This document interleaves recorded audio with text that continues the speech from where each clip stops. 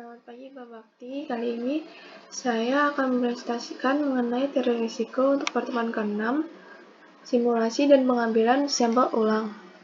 Untuk bab yang pertama, itu untuk dasar-dasar simulasi. Di sini saya akan membahas mengenai menghasilkan sekitar realisasi independen yang terdistribusi secara merata, ubah realisasi yang terdistribusi secara seragam menjadi pengamatan dari distribusi probabilitas yang menarik.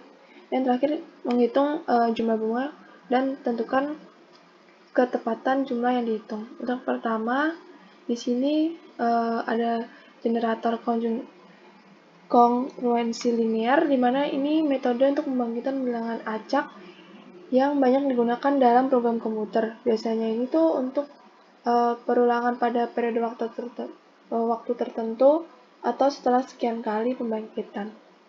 Jadi di sini ada rumusnya untuk A dikali Bn ditambah C modulo M, di mana M sama dengan 0 hingga seterusnya. Kemudian di sini ada example. Di sini diketahui M-nya 15, A-nya 3, C-nya 2, B0-nya 1.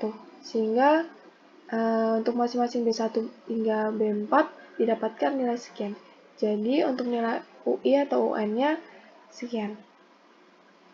Kemudian juga ada untuk contoh di R. Di sini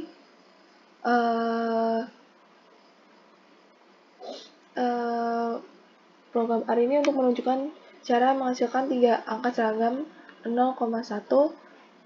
dengan perintah set.sit dan runif. Jadi di sini kita masukkan dulu angkanya 2017. Kita mau mencari U-nya 3.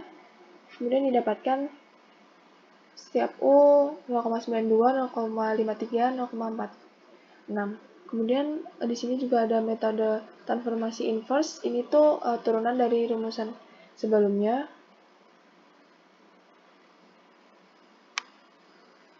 Kemudian di sini diketahui menghitung transformasinya dari rumusan di atas ini, kan diketahui Y sama dengan Fx. Y-nya ini kita pindahkan luas, kita persamaan, kemudian kita hasilkan Y sama dengan F-1Y.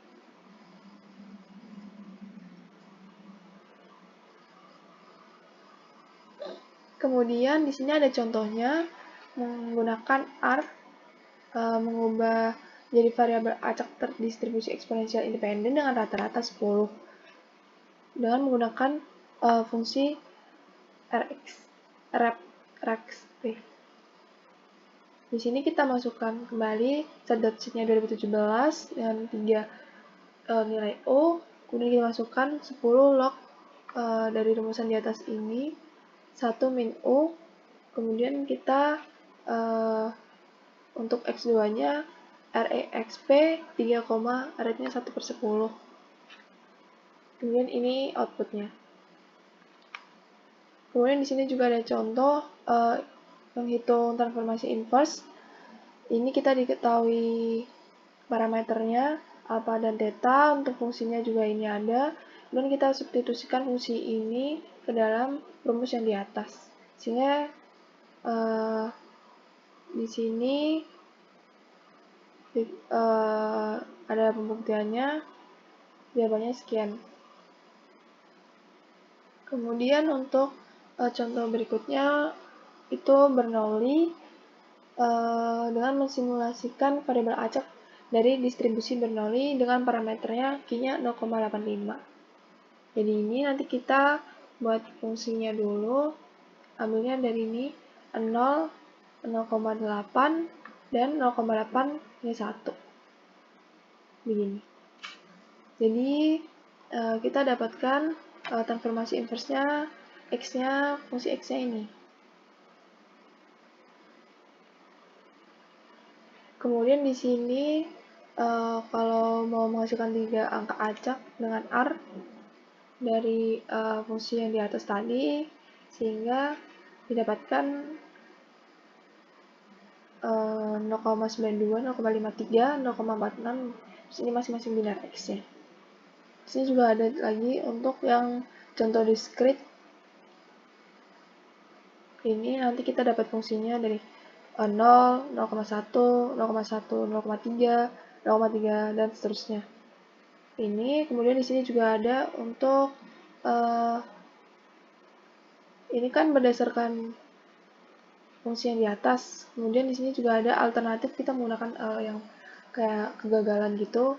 Jadi dia ngambilnya dari atas sini 1 dikurangi 0,1, 0,9 hingga 1. Kemudian ini kita pindahkan aja 0,9, ini 0,7, 0,7 kita pindahkan belakang, ini 0,4, kita kurangi 0,82 dan seterusnya. Kemudian di sini juga dapat fungsi contoh selanjutnya, diketahui fungsi fy-nya sekian, sehingga untuk grafiknya demikian.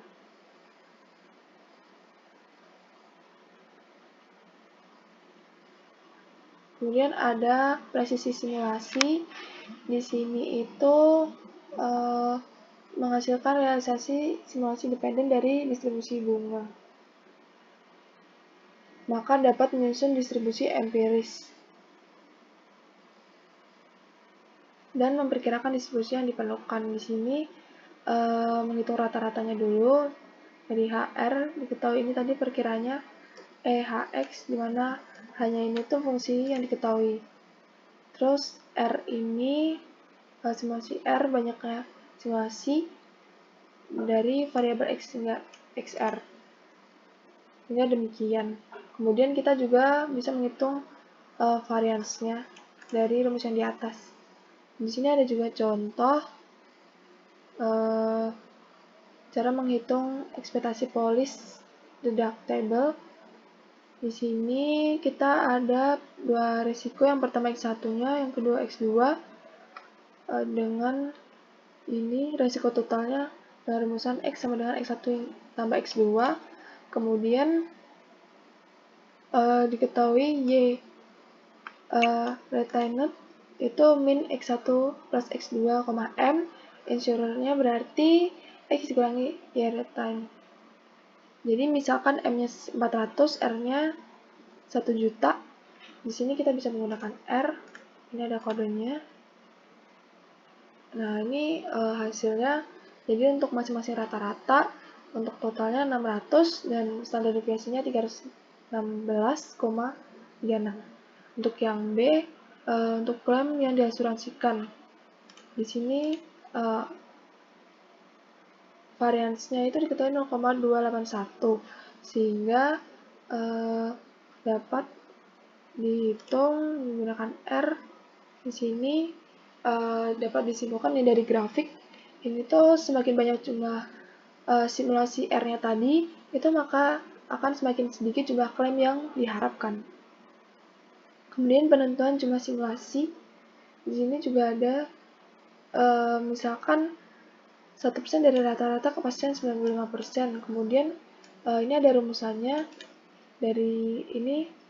Kemudian di sini untuk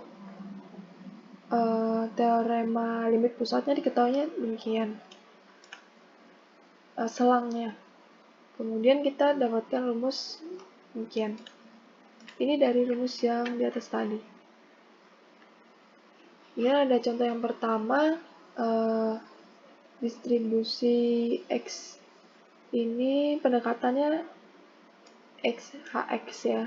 Kemudian di sini kapan X mempunyai sebuah distribusi Cauchy atau distribusi probabilitas kontinu dengan fungsi kepadatannya sekian.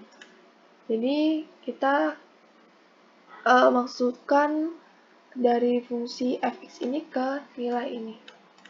Jadi integral 2 hingga dx per mu p 1 plus x pangkat 2. Kemudian di sini ada R-nya, sehingga diketahui jawabannya 0,14. Untuk perkiraan pertamanya di sini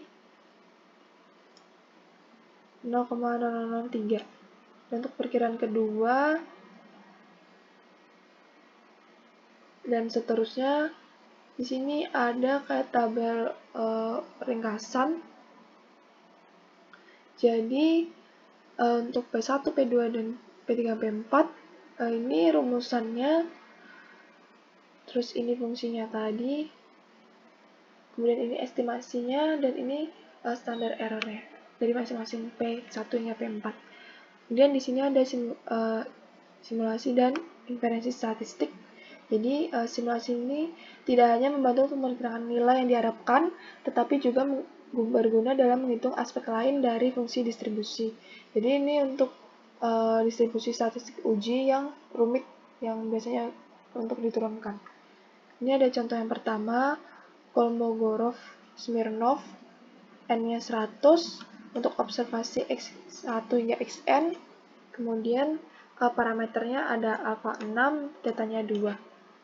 Kemudian ini menggunakan R sehingga diperoleh grafiknya seperti ini. Kemudian di sini ada juga untuk nilai D-nya 0,09 dan tesnya ya. Nih, 0,097 dengan p-value 0,3. Jadi secara khusus untuk menghitung nilai p-value ini, maka hasilkan ribuan sampel acak Ln 1,0,4 distribusi Ln ini dan menghitung secara empiris dengan distribusi statistik. Jadi kita dapat min-nya 0,2843. Dan kemudian ini untuk grafiknya.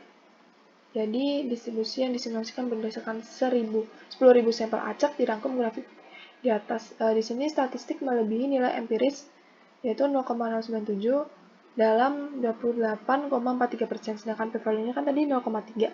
Itu baik untuk simulasi maupun teoritis p-value. Jadi kesimpulannya, data tidak memberikan bukti yang cukup untuk menolak hipotesis distribusi log normal. Kemudian di sini ada ringkasan prosedur-prosedurnya. Demikian presentasi untuk bab 6.1. Terima kasih.